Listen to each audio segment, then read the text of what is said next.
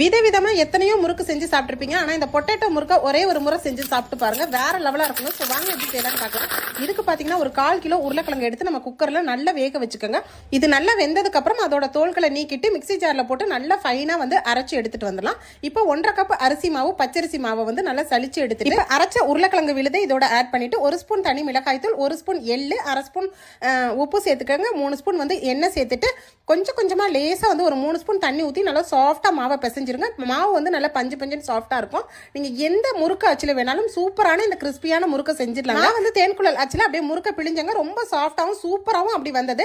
So நீங்க இனிமேல் உளுந்தம்பருப்பு இல்லாட்டாலும் உடனடியா உருளைக்கிழங்கு இருந்தா இந்த மாதிரி ஒரு கிறிஸ்பியான காரசாரமான முறுக்க செஞ்சு அசத்திடுங்க. ஸோ ரொம்ப சூப்பரான இந்த முறுக்கு வீடியோ பிடிச்சிருந்தா நம்ம வீடியோக்கு மறந்துடாம லைக் போட்டுக்கோங்க. இந்த மாதிரி வித்தியாசமான வீடியோக்கள் வேணும்னா நம்ம பேஜை தொடர்ந்து ஃபாலோ பண்ணிக்கோங்க.